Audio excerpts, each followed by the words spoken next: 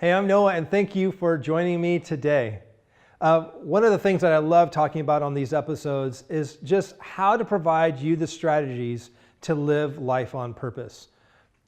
If you're looking for change, if you're looking to get out of the comfort zone, if you're looking to stretch yourself, to grow your business, to become the parent that you want to become the friend that you want to become, and ultimately to create a culture of newness and change in your craft and constantly evolving, becoming better, you're in the right place.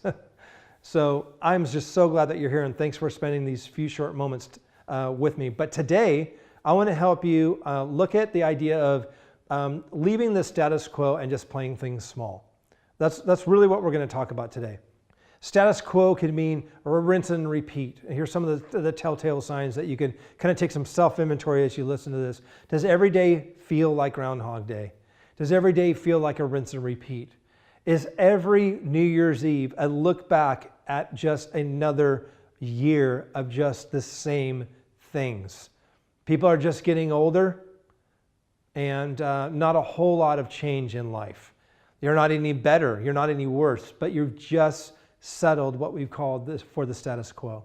The status quo for me is the thing that I avoid. It's a discipline that I'm talking about in my new book of how creative entrepreneurs look to make sure that they're not ever settling for the status quo. How can we make sure that we're constantly leaning into life and what life has for us, where we're headed and what's next? And the way that I describe it is always in a constant state of new.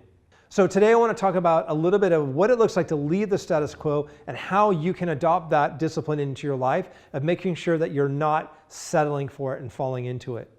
So the first point we're talking about is not playing small. Do you feel like you're playing small in life?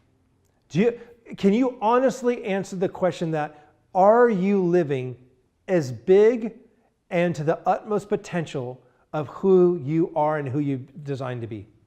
Can you answer that with just absolute honesty? What's your answer? Yeah, I'm crushing it. I'm doing exactly what I want to do, but I know there's more. Or is it, I'm way below the potential of where I know I can be? So maybe do a self-assessment on a scale of 1 to 10. Where am I at on a scale of 1 to 10 of where I'd ultimately like to be and the life that I'd like to live? How close am I to that? The other thing that you would want to ask is, what's keeping me from going up a couple of notches? What's it going to take for me to slide that needle closer to the ideal? Maybe it's capital, maybe it's the connections to people with capital, maybe it's ideas, maybe it's collaboration with others, maybe it's support, who knows, whatever it is. But now you at least know, if I was to get these certain things in place, this would allow me to go to the ultimate life of what I would like to do. But before we get into that part, which is an important part, is how you're playing small, the biggest part is to look at the way that you're wired. I get cranky when I'm not doing and when I'm not going to the level of where I know that I'm capable of. An example could be, I know that I'm wired and I have a desire in my heart and a yearning for being consistent at the gym and putting in time and investing in that time and being physically fit in terms of the avatar that I see with myself and the investment in time. So we did a life hack. I hacked that and filled in the blank. What would it take? Getting some time, getting a program, and having some consistency. So I found an amazing program. I then also made a deal with my son that if we were to go 4 days a week, on Sundays when we have ice cream, which is our Sunday day, he's able to have a full pint, but he's got to show up. We have to go, we have to do the plan, and we have to do the whole thing. So we've been doing that now for 8 months, 4 days a week, and putting that into play. That does a lot because you're going from an idea to an intention to a reality. So, hey, I've got this idea about myself. I've really got really good intentions. I intend to go to, I hope to do that one day. I'm thinking about doing that one day. And, I've got all these great ideas, but none of it's really in play and none of it's really happening. But this was a great example of think about it, Commit to it, do it, and make it happen. And so it's been a wonderful journey of us, my son and I, being able to spend time together, going to the gym. We're doing something great together. We're getting better physically. We're learning disciplines. He's learning at this young age. And man, when it comes time for Sunday, man, everything tastes so good. So it's really, really great. The other thing that I want to help you with your wiring is the idea of when you're leaving playing small, you're essentially a pioneer. And when we should use the idea of horse racing, because horse racing is a great example. When you're a thoroughbred and you're a racehorse and you're being forced to be in pasture and just kind of milling around, never running, you get agitated. I get agitated. That's what I was telling you about. Like, I know what I'm supposed to be doing, but I'm not doing it. And I know that my life is smaller than it should be, and I'm not going to that next level. I'm settling for the status quo. So the idea of knowing who you are, like I know the way that I'm wired is to lean into change, to lean into new, to grow, to launch, to expand, to learn, to put into play, to fail, to constantly refine and go to the next level. That's just, I do well there. I love running. So I'm like a thoroughbred. I feel best when I'm running, when I'm racing.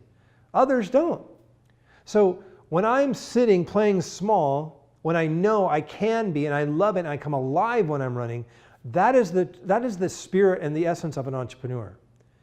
That is not executing and living up to their utmost potential, but they're choosing to stay small by comfort and status quo. We've talked about it before where when we go to bungee jump or jump out into something, like our mind says, yes, jump. I have faith and courage and I'm just going to go and jump.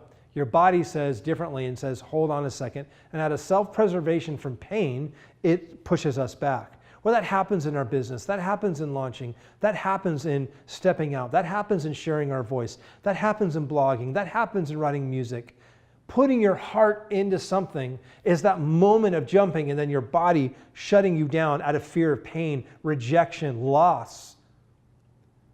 So that's normal. There's nothing wrong with you. That's because you're a human being and the way the body works.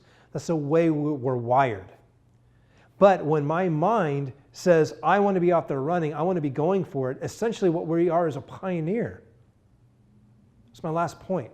A pioneer, the way you're wired, an entrepreneur, a risk taker, looking into going into new territories, looking to claim new ground, looking to build new things, taking the machete and hacking through the jungle. And a path that isn't made yet. You are making new paths.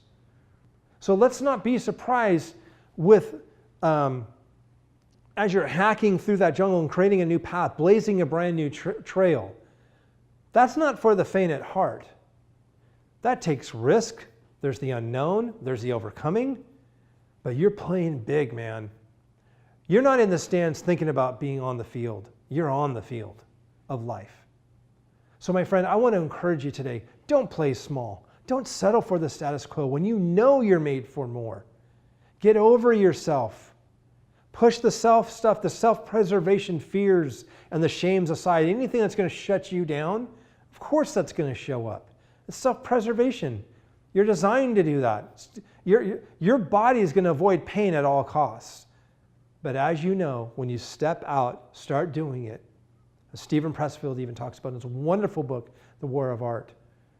If you can just sit down to write, if you can just show up to the easel to paint, if you can just get in the studio and start making music, that's when the gold starts to happen.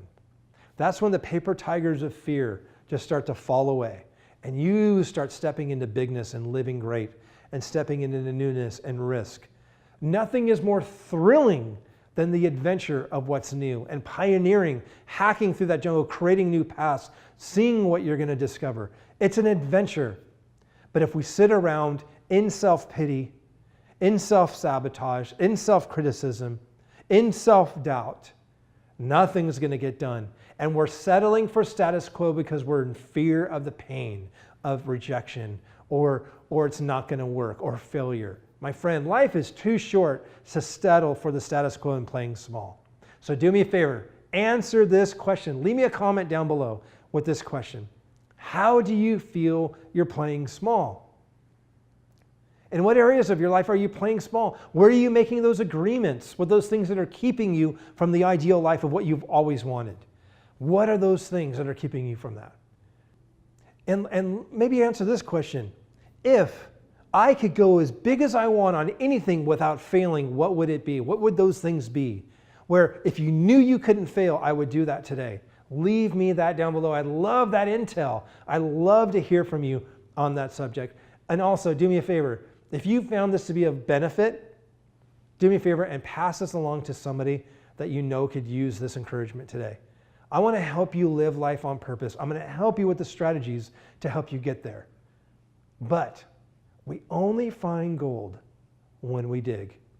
If we just sit and look at that mountain and sit and look at that shovel, you're not going to find any gold.